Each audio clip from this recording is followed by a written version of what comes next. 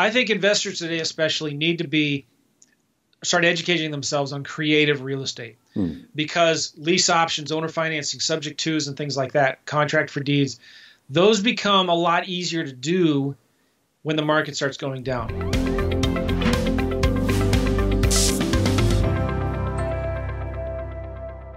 Hey guys and gals, Trevor here with Carrot and coming at you with another episode of the CarrotCast. And I've got a longtime friend with me. I'm going to be introducing you to who I can't even talk right now to you here in a second. And I'm actually going to be seeing Joe a lot this next couple months, which I'm excited about. But I want to welcome Joe McCall onto the CarrotCast. Trevor, how are you, man? Doing great, buddy. It's kind of funny as I was thinking about this podcast. I was going, why did it take so long to get Joe on the CarrotCast? And that's a great question. it and is. You know what else? I'm not kidding. 5 minutes ago, I ate some carrots. You ate some carrots. So see, it's all the subliminal messaging in there. I'm telling you. My wife's she's real good at giving us healthy foods and snacks. And so she cuts up these vegetables and puts them on the counter. And you can't help but just take some and eat them, you know? Yeah. So I want you to tell the truth. Did you think about Carrot, our company, when you saw and ate those carrots, or did you not? That's fine if you didn't. No, I did not. Oh, bummer. We have work to do. It's funny because our podcast was in 5 minutes, and they were there, and I ate them. Yeah. But I love you, Trevor, and I love Investor Carrot. I've been one of your earliest customers. Mm-hmm. I still am a customer. I give you guys a lot of money. Mm-hmm. But it's not money wasted. It's very good money. I recommend Investor Carrot to tons and tons of people.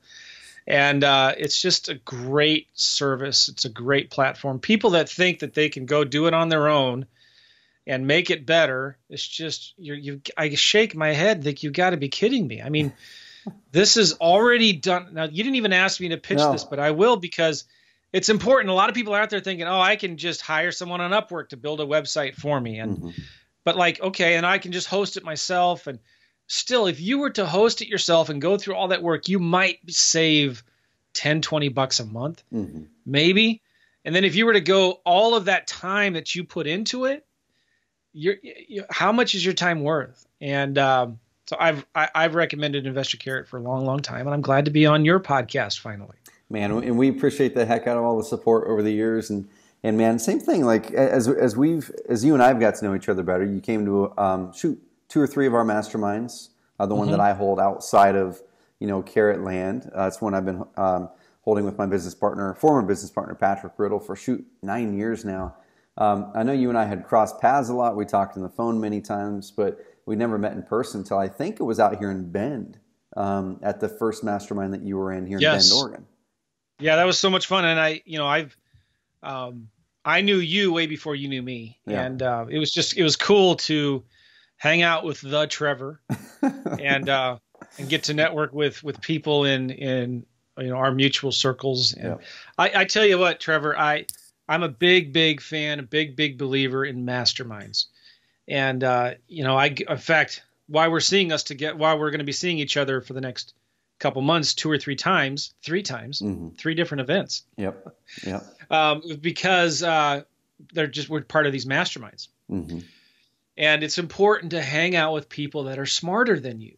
And don't tell anybody else this, but you're smarter than me, Trevor. Oh man, dude! Every time at the Sedona one, like half of my notes came away from stuff you were teaching, and I'm like, man, that stuff that Joe's teaching. That he curated other amazing resources from other people. I'm like, the way he presents is so awesome. And that's something I'm always pulling away from you every time we meet too, man. Like the tactical stuff you give is awesome. Appreciate that. I love it. Let me say something too to everybody else listening to this. You may not be at a level where you can go to a high level mastermind or something, but you know what? Create your own. And I've done this even in St. Louis. I created a mastermind of other wholesalers that are doing deals. It's invite only. You have to be doing deals. We meet just once a month. We took the summer off, but it's been amazing getting together with other investors, and anybody can do this. And maybe you're not doing deals yet. So start a mastermind with other people that aren't doing deals yet, but try to get a few people in there maybe that just have done a couple deals, but start surrounding yourself and you'll be amazed.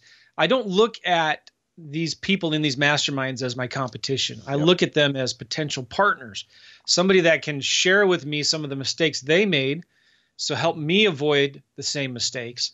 So I'm a big believer in masterminds. My wife gives me a hard time. She says, "You're spending how much money to hang out with your friends?" I'm like, well, I'm not. I'm doing more than just hanging out with my friends. That's We're right. talking business.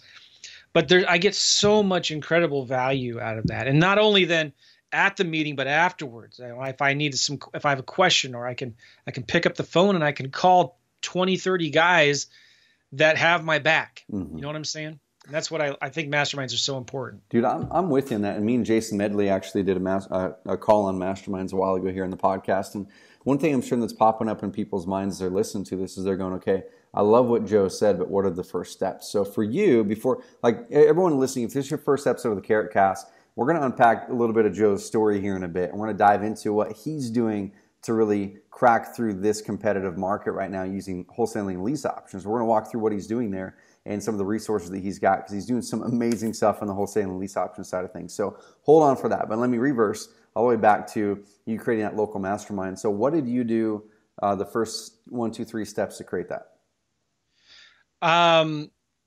That's a good. I had a big buyers list already, so I emailed my buyers list. Hey, if you're doing deals, let's start a mastermind, and we'll meet once a week or once a month.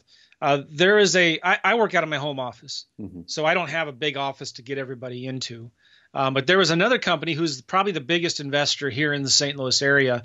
I got him on board and I said, hey, can we use your office? He loved the idea because he's a money lender. He lends hard money and transactional money. And he's always looking for deals to buy. So he loved the idea of getting other investors and wholesalers into his office. And I told everybody, I just started picking up the phone and emailing. I said, listen, this is invite only. So we're only people that can come or people that are actively doing deals. Yep. And if you have a scarcity mindset, you're probably not going to be a good fit. So I started our first meetings with just, come on, let's hang out and let's talk about deals. Some of you have deals you want to sell and you don't have buyers for. Some of you have buyers and you don't have any deals for them. Some of you are looking for money. Some of you have questions like, how do I buy a mobile home park? Well, there's people here that can do this. And so we started off our first meeting with everybody take one turn, talk about what are some needs that you have, what can you give, and what are some needs that you have. And it was amazing. A lot of people started sharing like what's working now, what's working well, what's not working. We talked a lot about bandit signs, like which neighborhoods do you not put bandit signs in, right? We started talking about like postcards or letters, which are working better. Who are some of the good property management companies? Who are some of the good lenders?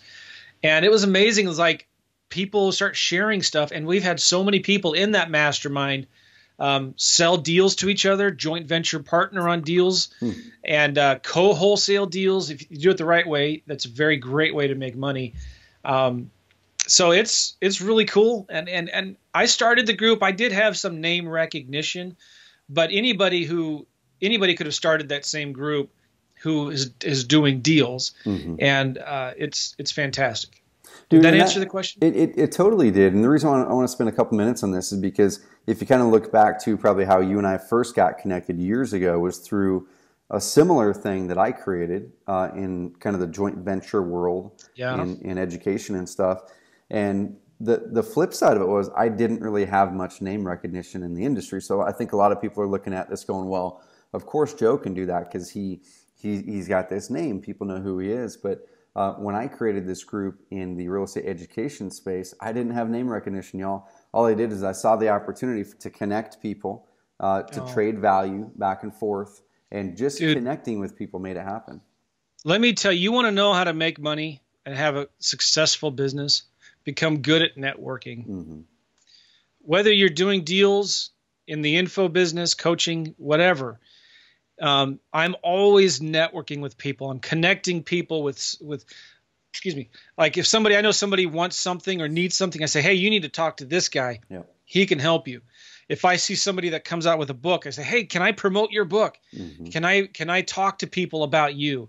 And of course they're going to say yes, right? So I'm always giving. I'm networking. I'm plugging people together. And there is such a thing as the good old boys club, right? And everybody kind of, you either hate that group or you want to be in that group, right? But let me tell you something. Whether you like it or not, there's a good old boys network, and anybody can get in it. It's not an elite club. Anybody can get in it. You just have to give more than you can take, than you're willing to take. And if you're willing to give, and help other people and bless them, and you're going to get back way more eventually. It always works that way, always. Dude, I love it. So I want everyone to reverse and rewind that last 2 minutes. And if you're looking for a tip on how to grow your real estate business or any business, please do what Joe just mentioned, because I did it in my businesses in my life, and it massively helped me by creating that mastermind. I've got 2 masterminds that I've created like that to connect with people like Joe and other people like that. And Joe's created it, and I know other people who've done similar things in their markets. They've gathered those minds in real estate or whatever it is that they're doing, and you never know what's going to come of that. Your first 1, 2, 3, 4 meetings, you might think, well, shoot, there's no structure here, or hardly anyone showed up, or whatever it is. Get momentum, add value, like Joe said, and the fruit of your labor is going to come out of that big time. So I love it. Let me share with you more about that. And let's talk about it specifically when it comes to deals. Like most people here listening, they want to learn how to do more deals. I had a student who I challenge all my students with like scorecards. You need accountability. Your quickest path, your speed to income is directly proportional to the number of offers that you make. So let's create a scorecard. Every day you're going to make 5 offers. Well, how do you get that? Well, you got to have every day you got to talk to 5 sellers. Well, how do you get 5 leads? Well, you got to do this and this and this in your marketing every day, every week. So we create a scorecard and we say, all right, go make it happen. Then you have to report on your numbers every day. All right. So I had one student who was just crushing it. And he wasn't even meeting his numbers. He was only meeting half of his numbers. Like he had a goal to send 500 letters a week, and he was only sending 250. Or he had, but you know what he was doing? He was going out and networking with property managers, title companies, investors, hedge funds, other wholesalers. And he got it. He understood. So he would go buy a dozen donuts, go to the title companies and say, hey, I just want to give you some donuts. Do you know anybody who's doing a lot of deals? Who's an investor that comes in here all the time and does deals? He would take donuts to, not always donuts either. He would take, like those fruit bouquets. I forget what they're called. The edible arrangements. He'd take those to property management companies. Huh. Hey, I'm an investor. I'm looking to buy some houses. Do you have any clients that might have a house they want to sell? I'm looking for a property management company that I can recommend to some of my other buyers. Can you tell me a little bit more about what you do? Here's some stuff. So he was constantly out there networking. And you know how he got most of his deals? By picking up the phone with people that he'd networked in the past and would just call them and ask them, talk to them, say, hey, do you have any deals? Or I've got some deals. Do you have any buyers? Yeah. And it's just, he started doing 2 or 3 deals a week within about a couple 3 weeks. And he gives the credit to the scorecard because that was really what kind of forced him to have something that would hold him accountable to, like really kind of drilling down to the numbers. But it wasn't just number of letters that he sent or postcards that he sent. It was actually hitting the street, knocking on doors and talking to people, not hiding behind a computer, not sitting in the basement in his underwear, pushing the easy button, hoping money falls from the sky. He's actually picking up the phone, going to see people and networking. That's so important, so important. So hugely important, y'all. So please, please, please take this to heart. Go out there and meet at least one new person in the next 24 hours and build that relationship. So that's your scorecard from this podcast right now. The next 24 hours, meet one new person that you can start to build that relationship with related to your business. So Joe, dude, I always love to kind of go back and unpack what makes entrepreneurs tick. And you're someone who I would consider a high-performing person, a high-performing entrepreneur. And I know there's always things that we all want to improve, right? I mean, one thing I'm wanting to improve right now is my mornings. My morning routine isn't very good right now, and I need to make it better. But you are a high-performing entrepreneur, and I kind of want to go back. So before, I guess, let us know kind of how did you get into real estate, number one? Have you always been into real estate since you were born, or was there a transition? Did you have a job? Kind of what did that look like? Okay, I had a degree in civil engineering. Mm-hmm. I've always been good at math and science, and so that's been a problem for me because I overanalyze everything. I've been really analytical and stuff. But I was working for a company building a power plant. I got a degree from Iowa State University, transferred to Kansas City, and then started traveling a lot. And I realized I didn't want to be living in this cubic hell for the rest of my life, right? I didn't like the corporate ladder. I didn't like where it was leaning. I looked at what middle managers were doing, and I'm thinking, these guys are working twice as hard as I am, and they get paid a little more. But when you look at the hourly wage that they're actually making, it's a lot less than I'm making that I want to ever make. And I don't want to be that middle manager. I didn't see myself climbing any higher than that because it's just really, really difficult. And the farther up you climb, the harder you have to work. This isn't for me. So I started thinking about entrepreneurial stuff. It's funny. My dad is a janitor, and he's always, not always, since his mid-20s, has owned a business. And he started janitorial businesses. He started cleaning toilets and cleaning restaurants. And he's always been entrepreneurial. Whenever we've moved, and I moved a lot as a kid, he would start a new business. And he worked extremely hard, but he didn't have to answer to a boss. He had freedom. We could go travel when we wanted to. And so I kind of had that in me, I think, a lot of entrepreneurial bug. And now I was working in corporate in engineering. I liked it. I liked working with the people. I didn't like being a number with a badge, name badge that I had to clock in and clock out and sit in this cubicle. I'm not kidding. I was looking for a new office, and I went to my friend's office. He's an entrepreneur, and he had some extra space, right? But all he had left were these cubicles in the middle of the room. And I looked at him, and I felt sick to my stomach. I thought I was going to throw up. I thought, oh, this is bad. I can't do this. I got to get out of here. So I did. Like, I literally felt sick looking at this cubicle. But, okay, so whatever. I started reading Rich Dad, Poor Dad, like everybody did. And it was a really good book because I started thinking about cash flow quadrants, you know, going from employee to self-employed to business owner to investor, right? And started getting interested in real estate, started hanging out with other friends that were getting into real estate and were excited about the book. I found there was two kinds of people, those that were excited about Rich Dad, Poor Dad and those that weren't, and maybe those who didn't care. So I started hanging out with people that were excited about Rich Dad, Poor Dad, right? And then I started buying courses and books. I couldn't afford books at the time, so this is when you could go to eBay and buy used real estate courses, you know? Yeah. Oh, yeah. And so I bought so many like used, they're probably pirated real estate courses on eBay, started devouring that stuff, really educating myself. In fact, probably educating myself too much because I was afraid to take action. It took me probably about 3 years before I really started doing anything with what I was learning. And by that time, I'd learned so much, I was frozen with like, where do I start, you know? Yeah. So I started actually buying homes from banks, like getting traditional loans with financing. And what year was this around? 2006. Okay, cool. Market's going up. It never goes down. You look at the last 50 years, market conservatively has appreciated every year 5%. And I'm in St. Louis, Missouri. It may go down in California. It may go down in Florida and Phoenix, but it never goes down here. And if it does, it'll just flatten out. So I started buying based on appreciation, counting on appreciation. And then I started borrowing a lot of private money. Once the bank said you can't borrow any more money from us, I started going out and borrowing private money from private lenders, doing subject twos, buying houses creatively and with owner financing and stuff.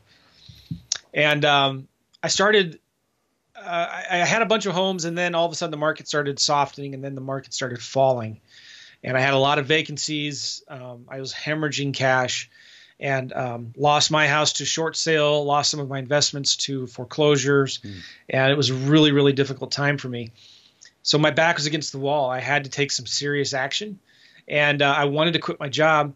So I started wholesaling. And I said to myself, I'm going to buy one more course. But I'm going to do what the guy says. And this is Chris Chico. You know Chris Chico's course. Oh, yeah. Yeah. It was called Absentee Owner Profits at the time. I said, I'm going to do what this guy says to do. I don't like his postcards. I don't like his scripts. I don't like his contracts because I thought I knew better. Yeah. But I'm just going to do what he says. I'm not going to question it. I'm not going to change it. He's given me a recipe on how to do deals. I'm going to trust him, and I'm going to do it. Doggone it. It's like that's where I was, right? And I started just doing what Chico said to do. And I started working. I started doing deals. Then fast forward 6, 8, 12 months, and I was doing some wholesaling here and there, but I was spending a lot of money throwing away a lot of leads. And I thought, and I liked lease options. So I thought, you know, if I'm doing regular wholesaling deals, I'm selling the deal with equity to an investor buyer.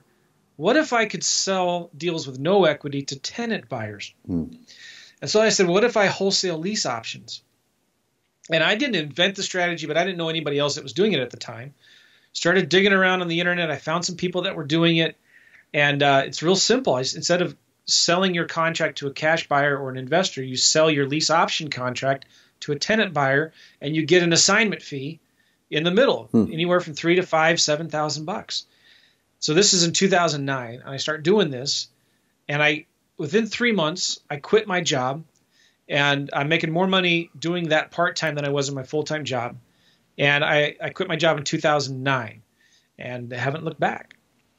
Dude, so I want to kind of unpack a couple things there. So number one, you've been through a market cycle. You've been through a full market cycle, the upswing, the downswing. You knew it worked in those, but also the cool thing about it, you can really tell when you talk with someone who has been through the downswing part of it versus someone who's just been in this last upswing the last 7 or 8 years. And you've got perspective there that a lot of those people don't have. And I had Edward Beck on our podcast. He's a client of ours from San Antonio, Texas, or El Paso, Texas, actually. And he built a big house flipping business before, crashed it, and then same thing. He has this different perspective. So it's a small operation now. He doesn't have dozens of employees, high profit margin, only does these types of deals and has this other, he just got a really well-balanced company that fits exactly what he wants it to do this time, which is pretty cool. Well, some of my favorite podcasts that I've ever done have been with those guys from the 80s that have been investing, and they've seen 2 or 3 different complete market cycles, and there's some things that change, but there's some things that never do. And there's some things that, maybe classified ads aren't the places where you find sellers anymore, but there's still the same principles. There's just the platforms have changed. And so I do feel like I have a pretty good perspective on the market because I've been through the up and then the down and back up. I think it's going to come back down again. I think it's flattening and it's starting to climb down. It won't be as precipitous as it was before, But I think this is really, really important. You've always got to be thinking of, there's a great book, Who Moved My Cheese? I read that back in early 2000s, and it's all about being aware of the market condition around you and because the market changes. And the coolest thing about real estate, Trevor, is that unlike the stock market, which stops and changes on a dime, and you could be down 10% and lose billions of dollars in market value overnight, right? With real estate, it's a lot slower. When the market finally crashed in 2009, when Lehman Brothers, I think, went out of business and all that. And then the lenders, there was one day when they just said, we're not lending anymore, if you remember that. You could see the writing on the wall for at least a year before that, if you were paying attention. The days on market were getting longer and longer and longer. The prices were going down. It was you got fewer bids on your houses that you were listing. And so if you were just paying attention, you could hear it. You knew something was happening. And the cool thing about real estate, it is a slow process. I remember seeing when the market started coming back up again in 2011 and 2012, I could see days on market coming shorter. I could see more cash investors coming in the market. And it wasn't just a quick change overnight. I mean, if people in 2013 were thinking, oh, man, it's too late to get into the turnkey business, are completely wrong, because there was still a lot of opportunity between even a year after the bottom where you could still be doing deals and making money today. So the idea is you always got to study the market. Don't overreact. Be patient, but be aware of where the conditions are going. And again, it's not like it goes up and down real quick and then back up again like the stock market would. You start seeing it come down again, and it's going to go down again for a little while and then come back up maybe. But I think investors today especially need to start educating themselves on creative real estate, because lease options, owner financing, subject twos, and things like that, contract for deeds, those become a lot easier to do when the market starts going down for a lot of reasons. But I think it's really, really important that investors get some education on how to do that, and how to, you might have a rehab that you bought 6-8 months ago. You've over rehabbed, you put too much money into it. Now you're trying to sell it and you can't because the prices are coming down. What do? You need to have people have forgotten over the last 5-6 years that they need to have multiple exit strategies. And so it's important to have that, don't you think? Oh, big time it is. And I was talking with Ramon Gonzalez, a client of ours out of out of Miami, and he was talking about the market cycle stuff too. And he was doing a lot of house flipping before. He saw the last 2-3 years happening where houses were getting overbid and things were getting hot in Miami. So he started to curtail that part of the business down, started just wholesale, stockpiling cash. And then same thing now he bought a bunch of rentals after the last downturn. So then he cashed out all the rentals in the last 6 to 8 months. Yeah, has a pile of cash. Now he's loaning money out, and he's kind of looking at what's my next move. And it's interesting because I know for myself, Joe, one thing I've been really, really bad at is really like I'll know what indicators to look at. I know that the market's going to be shifting, but then I don't proactively take moves as much as I should, knowing the knowledge that I've got to then set myself up to really capitalize on that phase of the market. So what are you doing right now in this real estate market to set yourself up for the next phase? What are you doing right now? It's a great question. It's one of the reasons why I love wholesaling so much, whether you're wholesaling to investors or to tenant buyers using lease options, because you're in and out of a deal so quickly, right?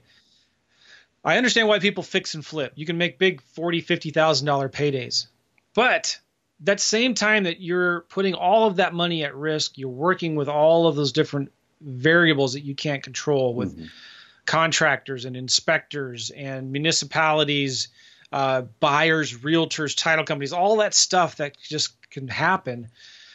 When that rehab that takes 3 to 6 months, I can wholesale 4, 5, 6 deals during that time and make the same amount of money as you did on your rehab.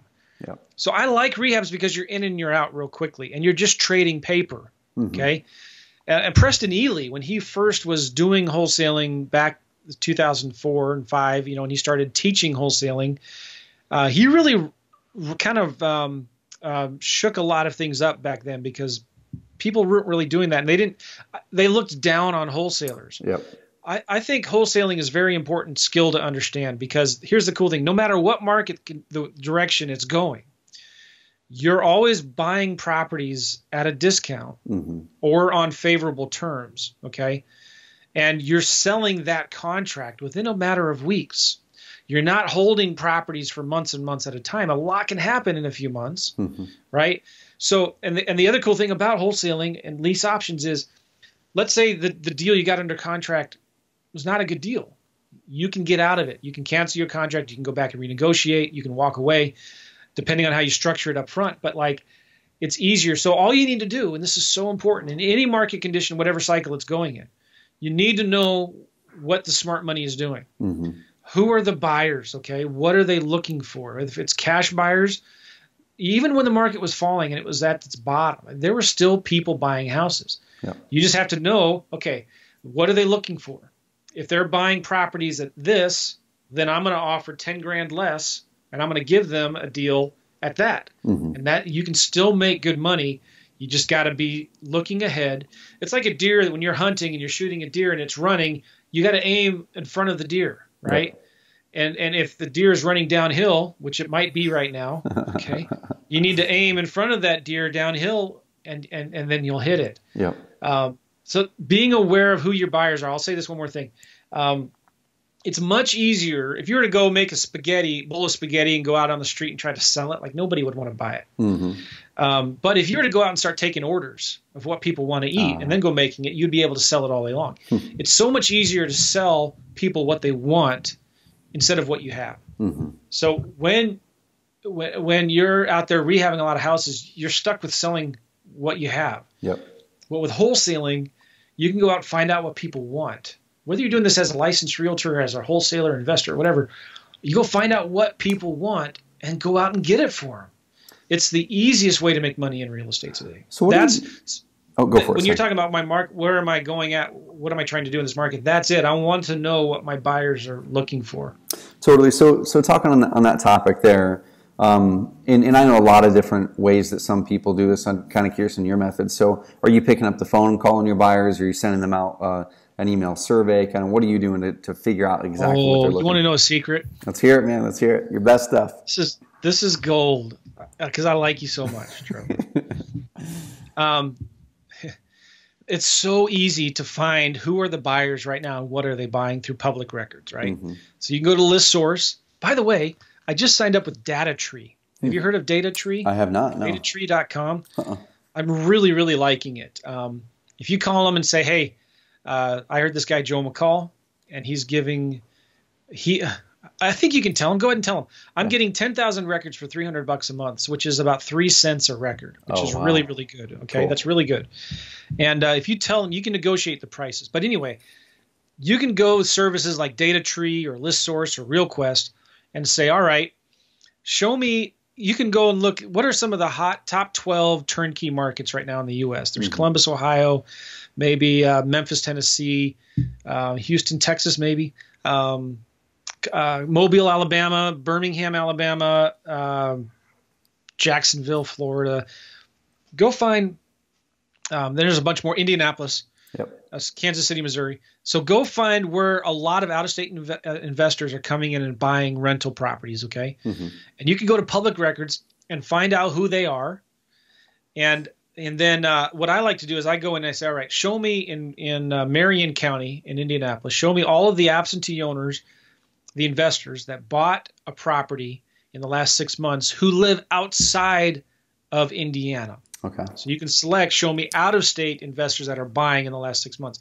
And those are the best buyers for a lot of reasons because, number one, they're already comfortable with buying properties outside of their state, okay? And they tend to pay a higher premium on properties because you can sell them the service of being local. You're their boots on the ground. You can provide the property management companies and the contractors and the services. So you can charge more to an out-of-state investor than you can to a local investor because there's more that's involved with that. And you can charge a premium for that. So anyway, those out-of-state buyers are the best buyers. So what I like to do, and I do this still in St. Louis, I'll send letters to people that are buying, to investors that are buying in the Columbus, Ohio area, or Cleveland, Ohio, or Kansas City, or in other markets outside of St. Louis. They're already buying properties outside of this market in other cities outside of those states. I send them a letter saying, hey, I see that you just bought this property and so. It tells me that you're probably an investor. If you're looking to grow and expand and do more deals, we are the premier real estate investing company in the St. Louis area. Give me a call. I'd love to talk with you. And then what makes me stand out with all my other competition is when they call my office, somebody answers the phone. Gotcha, yep. I've had buyer after buyer after buyer tell us, I'm doing deals with you because you're the only one that answers their phone when I call, right? And so one of my students, he's doing over 100 deals a year, and he's been doing that consistently for 4 years now. And that's all he does. He does not market for sellers, ever. All he does is he markets for buyers. He answers his phones. They love him, right? Yep. And then once he gets some good buyers, he calls everybody he knows in the area and says, "Hey, I got $5 million burning a hole in my pocket. Give me some deals. I'm looking for deals." And he has his realtor's license, so he's kind of acting like an investor and a realtor at the same time. But he's crushing it because he's following the cheese. He sees, okay, where's the cheese going? What are these guys looking for? What do they want? And he's always marketing for buyers. He never stops. Well, he does stop sometimes, and he calls me and says, "Joe, what's going wrong? I'm struggling. Why things are slowing down?" And I said, "When was the last time you did any marketing for buyers?" "Oh yeah, that's right." He does that all the time. It's like, come on, Rick, do some more marketing. But that's I forget what the question was, but I'm pretty sure that was about what you were asking for, wasn't it? Yeah, dude, I don't remember what the question was either, but the answer was amazing. It was a good answer. No, I'm telling you, that's where the money is. Yep. Find out where the buyers are, what they want, and go get it for them. And they're so easy to find out where they are through ListSource or RealQuest or DataTree. Go find them, send them letters, and when they call, for God's sake, answer the phone. So do you have someone in your office answering the phone? Is it a call center? Kind of what are you doing there? Yes and no. Okay. The way I do it is we have a virtual assistant that answers the phone. I just interviewed a really cool guy. He has a service called Call Porter. His name is Ryan. He used to be in St. Louis. Call Porter. He's a CarrotCast customer.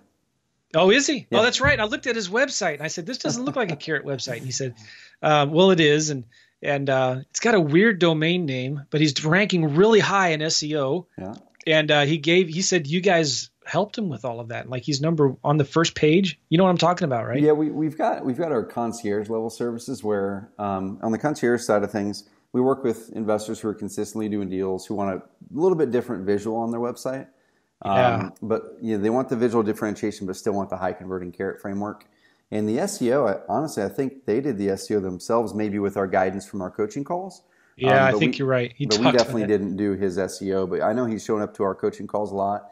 And he's like, I'm on the top of page 2 for this keyword. What do I do next? And we just tell him, we like diagnose it on that call. And we say, do these 3 things and come back in 2 weeks, kind of thing. Yeah. He's doing 1 or 2 deals a month from his SEO. Yep. So anyway, he has a service called Call Porter. I've done it a lot of different ways. I'll have a VA in the Philippines sometimes answer the phones live. I'll dabble a little bit. I don't use Call Porter. I've used some live answering services before. It's hard to find good ones. Mm-hmm. And then when we're doing a lot of outbound cold calling right now. So that we're using a virtual assistant in the Philippines, using our dialer to do that, and that's working really well. But cool. When I am, a lot of times I'll partner with other local wholesalers in different markets. Like when we travel around the world and stuff like that, I partner with local wholesalers who I make sure they're the type of wholesaler that answers the phones live. Mm-hmm. And when I'm working with somebody who is I'm marketing for buyers for, I make sure they're the type of person that gets it. They answer their phones. I know when I call them, if they don't answer the phone, they're going to shoot me a text message back real quick that says, I'll call you right back. Yep. And 9 times out of 10, they answer the phone. If they don't, they call me back within 1 or 2 minutes. That's such a big deal. So I kind of want to go back and talk about market conditions there and tie it to that, tie it to how to stand out, tie it to wholesaling lease options, tie it to the whole thing is like you mentioned, we're in a market right now where in many parts of the country, it could be the top or over the top of the top. You're coming back down the bottom side. I'll hear a lot of people in different parts of the country where they're saying, oh, it's still going up really, really fast in our area. And it might be, but I don't want people to be delusional thinking that's going to keep on going for years. And so a question we get a lot here at Carrot is, how do I stand out with all this competition? Because when a market gets hot, you get more agents, you get more people that want to be real estate agents, you get more people that want to be real estate investors, which means there's more people kind of in that pot going for the same pool of deals. And so one of the things you just mentioned there is one way to stand out that people discount in a big way is, are you answering the darn calls live and you're answering them fast? What are some other things that you suggest people do in this market to stand out, not just marketing-wise, but strategy? How do they come at deals in a different way than someone else who's just looking to straight up wholesale a deal every time? That's huge. How do you stand out? There's a lot of answers to that, and I think it goes back to being brilliant at the basics. My previous book that is not available now, but I'm going to be revising it and updating it. It's called Being Brilliant at the Basics. And it's just remembering those simple basic things and being really, really good at them. You can't go broke making money. So what are those simple things that you could be doing every day that are going to make you stand out above your competition? Number 1, answer your phones. Mm-hmm. Number 2, always make an offer to every single lead that comes in. Always, always, always make an offer. Not just by email, not just by phone, but by physical mail. Mm-hmm. Send a letter to the seller. Hey, it was great talking to you today. I know now may not be a good time for you to sell, but here's some other options for you. Here's an offer. Take a look at it. And if circumstances change, call me back. I'd love to talk with you, right? Mm-hmm. So now they have a physical letter that they can put in their junk drawer, put on their fridge, and they'll maybe hold on to that and think of it. If in 2 or 3 months they're like, who was that guy again that made me that offer? They're not going to be able to find your email, but they're going to maybe find that letter that you sent them. So send an offer to every single seller. And then the other thing is follow up. That is probably the most important thing because we're finding that our deals right now, they come on average after the 4th or 5th touch. Mm-hmm. And so it's the more no's we get, the more excited we get because that means we're going to have more leads to follow up with next month. Yep. So every single month, download all of your old leads, send them a handwritten letter or postcard or send them something in the mail, send them an email, send them a text message, send them a slide broadcast, send them carrier pigeons or something like follow up with your old leads. And if I see so many investors that they call it the wood pile, all these leads are sitting out there and they're like, we don't do anything with them. Mm-hmm. But I'm telling you, the money is in the follow-up. That's the best list you could ever mail to. And let's say you're broke and you've got no money for marketing and you're just like, what do I do? Start networking with other investors that have a bunch of old leads and just call them and say, hey, listen, what are you doing with your old leads? Could you let me call all of your old leads and I'll bring you any deals I get out of it. Mm-hmm. What do you think that wholesaler or investor is going to say? Yeah, sure. Here they are. Take them. Yeah. And you start getting on the phone and you start calling those old leads and you start following up, and you're going to find deals in those old leads. So always be following up. It's real simple. Answer the phones, make offers, 5 offers a day, and follow up. And that's how you're going to stand out above your crowd, the competition. Man, so talking about the follow-up side, so a mutual friend of ours, Alex Pardo, and a Carrot customer, we were partnering with him on some stuff. It was almost 2 years ago. It was like 18 months ago in the Miami market. And so we were driving him traffic. We were splitting deal profits. And it was harder in the Miami market, honestly. It was a lot harder. And that's the reason we took it on, because I wanted the challenge. I'm like, he couldn't make pay-per-click work in his market. I'm like, this works. I swear it does. So I paid for all the traffic. We drove it all. And it was funny where it was like literally a month ago, he texted me and he goes, hey, you're not going to believe this, but that one lead we were working 18 months ago that kind of went into contract and went out of contract and then just wouldn't answer us back for over a year. He goes, we're closing it this Friday. He goes, where's your wire information? And I'm going 18 months ago. So what were you guys doing for follow-up? He's doing exactly what Joe just mentioned there. They were sending some fly broadcasts, email, some direct mail pieces over time. And it wasn't a ginormous deal, but I mean, we each cashed about a $5,500 to $6,000 check 18 months after that lead initially came in because of follow-up. Man, one of my wholesalers in one of my markets just 2 or 3, 4 days ago called me and said, hey, we got a deal. And it was an old lead that he's been following up with, and it's been about 12, 14 months. Mm-hmm. I hear that over and over and over and over again. In fact, I have one student who texted a seller about a property that was listed for rent. And he said, hey, you wouldn't be interested in selling, would you? And the seller said, no. But the guy, you know what he did? He called him back and said, you know what? I know you said no. I know you don't want to sell this house, but I really love this neighborhood. Is there anything I could say to change your mind? Right? And the guy, he's like, well, no, I don't want to sell this house, but I've got 4 or 5 others I might be interested in selling. Really? And so you know what happens? He goes from a no, when most of us would say, and throw it away or whatever. He calls him anyway. Mm-hmm. And he got 4 properties under contract. And the last I heard from him, I don't know what's happened to those, but I know he made some money from some of those deals. Mm-hmm. And the point is, here's another thing too. Here's a quick tip. We send a lot of text messages out to rentals and landlords. Some of the best leads are the ones that don't respond to our texts. They don't say yes or no. They just never respond. A lot of those are landlines. And so we're starting to call them now, and we're getting deals from that because for whatever reason, no one else is doing it, right? Mm-hmm. No one else is calling them, and they're not getting any other text messages from anybody. And usually they're old school landlords, mom and pop landlords are like, I'd sell that. I got a bunch of others too. Why don't you look at those? Mm-hmm. Dude, that's so big right there. And a lot of people, like, once again, kind of going back to questions Carrot customers ask us, is they'll say, okay, cool, cold calling is working great for us. Direct mail is working great for us. Text messaging and things like that are working great for us. How do we make it play well with the online side of things? There's a customer of ours, Carter, out of Oklahoma. He owns a company called 1-800-2-SELL-HOMES. I'm pretty sure they're the largest home buyer in Oklahoma. And anyway, they were doing exclusively offline marketing, TV, radio, direct mail, cold calling, things like that. And he sent me an email about a month after switching over to Carrot, and he didn't believe it either. He's like, a website's a website. He had a custom site before. And that's so wrong. Oh, man. And he went through our concierge program. So we dialed in the visual for him, brought in his branding.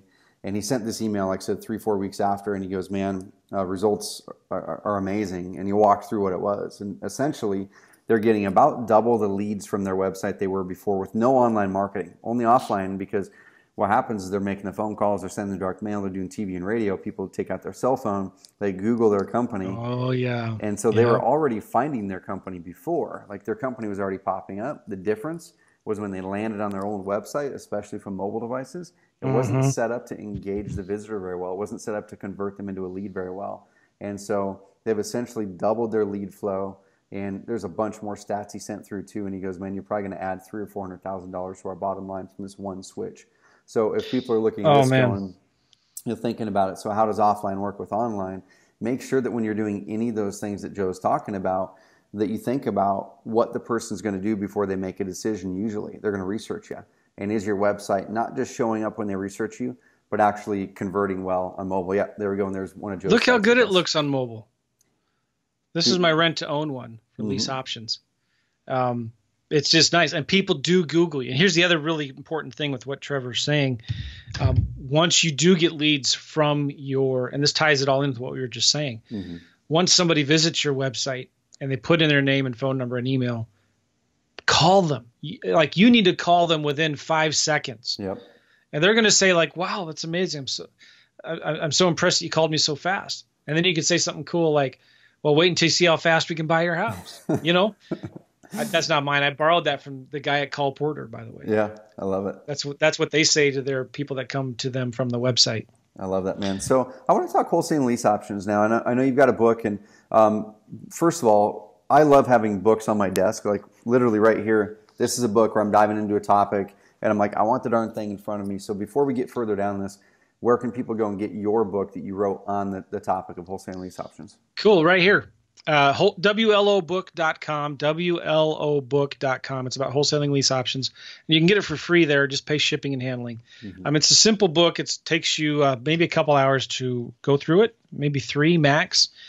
And I just kind of shared my journey of how I quit my job in 2009 using this strategy and how we're still doing these types of deals today.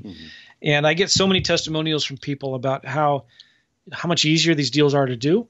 It's not for everybody.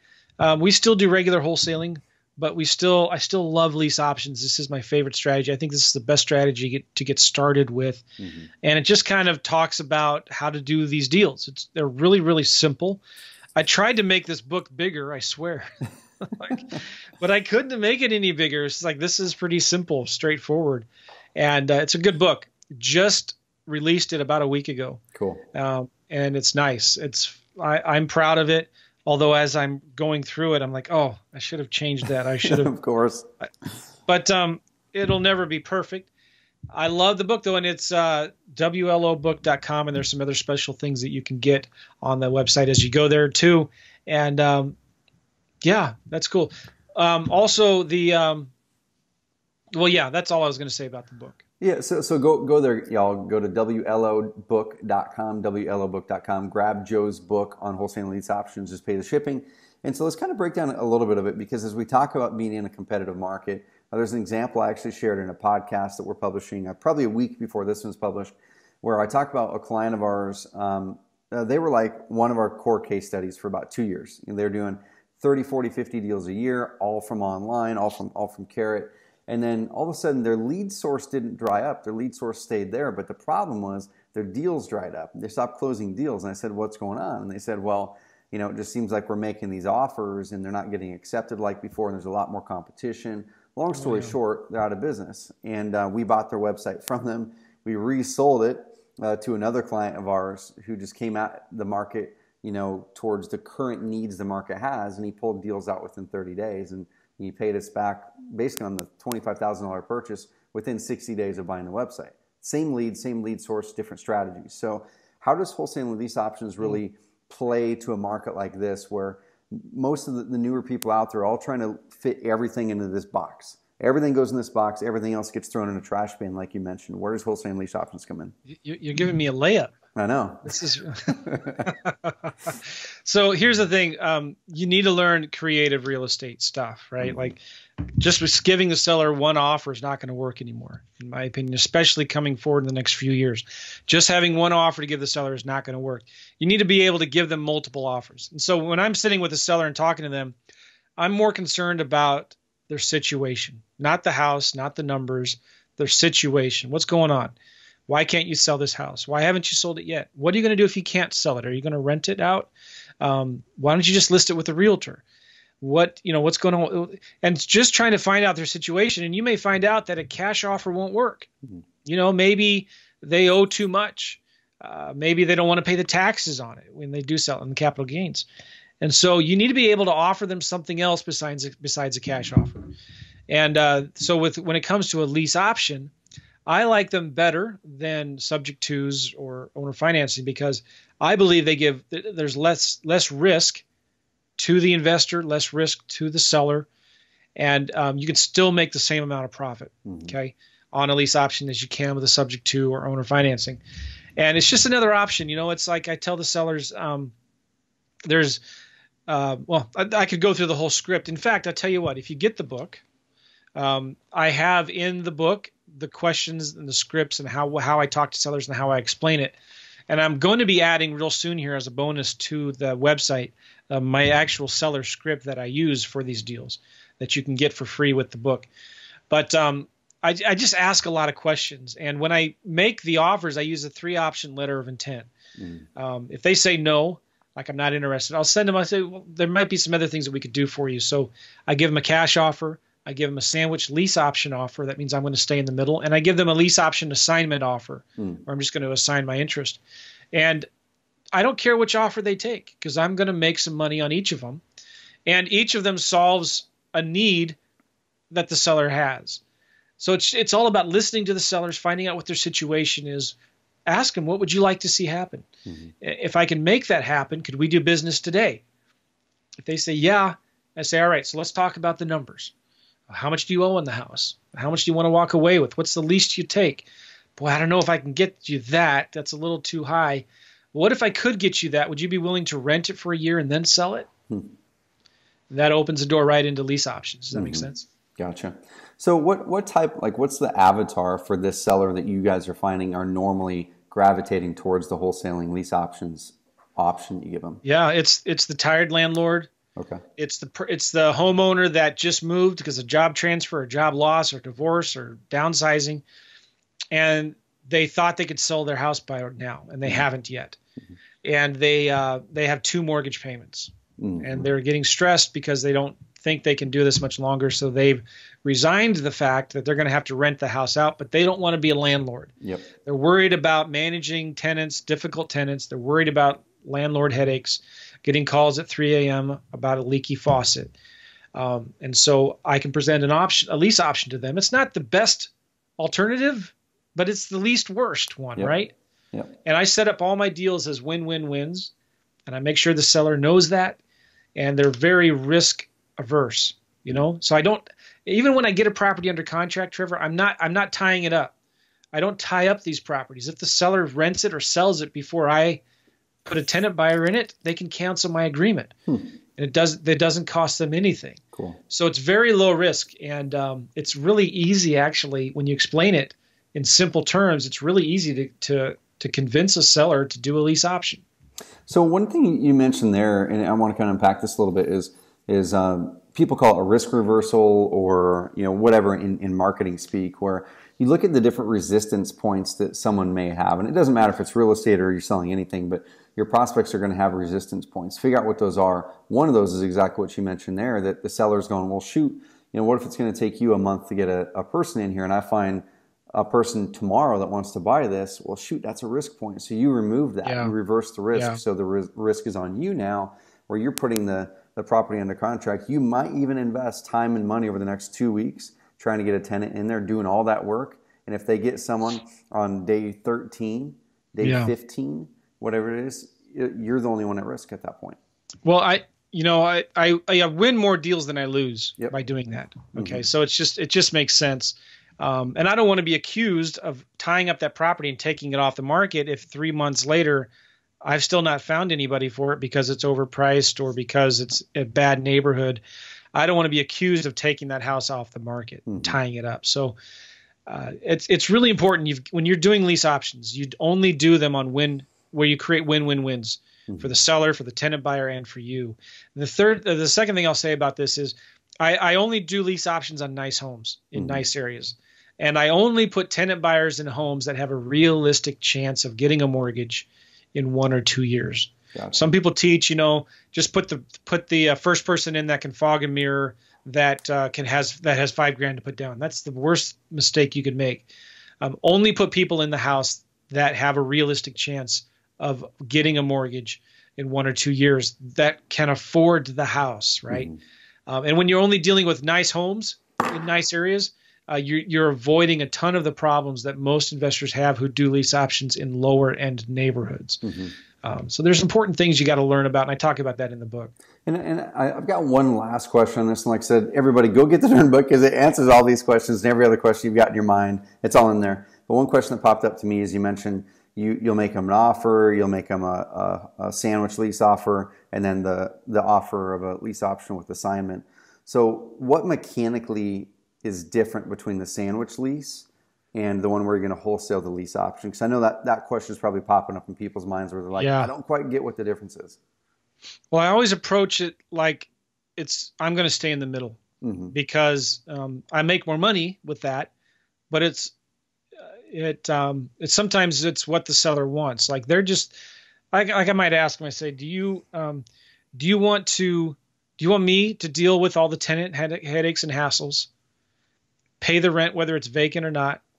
Or would you rather deal with the tenant yourself? Would you rather me deal with the tenant, or would you rather deal with the tenant? Every seller's going to say, like, I'd rather have someone else deal with the tenant, right? Yeah. So I say, well, this may not work for you, and it's totally cool to say no, no big deal. Like, I'm never chasing sellers, right? I say, but here's what I could possibly do. I can get you the same equity you'd get if you sold with a realtor, and I could probably get you the same rent every month that you would get if you were to use a property management company. But I'm going to stay in the middle. I call it my perfect tenant program. I'm going to stay in the middle because I'm going to be the tenant and I'm going to take care of the property. I'm not going to live in it. I'm going to put one of my tenant buyers in there, but I'm going to work with them, et cetera, et cetera. And so I don't go into a lot of detail when I'm talking to them on the phone because I have an investor credibility kit, like a lease option package thing that I give to all my sellers that explains it and answers a ton of questions and stuff and lists the benefits. So I'm never chasing them, begging them to do business with me. It's like, here it is, take it or leave it. This may work for you. It may not. No big deal. So I'm never on the phone for that long a time. I can talk to a lot of sellers in one day. And but the difference between the two is in the sandwich lease option, I'm staying in the middle, and there's 3 profit centers in a sandwich lease option. Cash now, cash flow, and cash later. I can make some money now, make good $300-400 a month cash flow in between, and I make some back-end profit at the back end. So on a sandwich lease option, you should be making at a minimum 30 to 40 grand on a good deal. Gotcha. On a lease option assignment or a wholesaling lease option deal, I get the property under contract to lease option, and the seller knows this in advance. I'm just going to assign my contract to another tenant buyer. The seller gets final approval, but I tell them I'm going to keep the option deposit as my assignment fee. And I work with a special escrow company and a mortgage broker that works with the tenant buyer during that time. So I tell them this is what I do. And sometimes, I'll give the seller 1 month's rent out of the money that I collect from the tenant buyer. But typically on a lease option assignment, wholesaling lease option deal, I make anywhere from $5,000 to $7,000. Gotcha. Cool. I love it. So everybody go to wlobook.com, grab the rest of it because Joe breaks it down over there. And I can tell you all from the education side of it, Joe's in my mastermind. We're going to see each other in Charleston in a couple months. And every time Joe goes up there and breaks down his strategies, I'm always taking lots of notes because he does it in a really simple way, but it's also really strategic, and the light bulb goes off for me. So I haven't read this book, but my assumption is he does the same thing there. So head over to wlobook.com. And Joe, dude, I so appreciate the heck out of you hopping on this podcast. We're nearing the hour mark right now, and I definitely want to have you back again. It'd be fun kind of breaking down in the future what you do for your motivated seller marketing, things like that. You already talked on this episode what you do for your cash buyer marketing, what you're doing to make sure you're preparing for this next market, how other people can do the same. So that was awesome. We dove into wholesaling lease options. So maybe next time we'll dive into motivated seller marketing. And we could do it even just like a little fireside chat at one of the events we're going to be at together. I was thinking about that. We should. Yeah, let's do that. We could get our iPhones out and just record something. And I'm going to have you on my show, I think, in a week or two as well. Get you on my podcast. Yep, let's do it, man. So I appreciate it. Is there anything, where can people find out about you more than wlobook.com? Where can they follow you, see your cool information, and your podcast too? Well, I guess the podcast is the best place. Realestateinvestingmastery.com is my podcast. Realestateinvestingmastery.com. You can look me up on iTunes or Stitcher, all of them. Or joemccall.com or Facebook. I think in Facebook, that's where I kind of put pictures of my kids and my dog and the deer in our backyard. So, or you'll see me on my, what do they call that thing? A Segway going around my yard. So if you want to see that, then go to Facebook. Sweet. Well, Joe, I appreciate you, man. Have an awesome rest of the week. I'll see you in a few weeks, or about a month, I think it is. And Charleston's the first one, and then October I'll see you in Tampa, and then again in North Carolina. Asheville, North Carolina. That's right, man. Well, Joe, I appreciate that. Got you both as a friend and a client. And everybody, if you're looking to learn more about what Joe is doing or just follow him, go to joemccall.com, grab the book at wlobook.com, and we'll talk to you guys soon. See you, Trevor.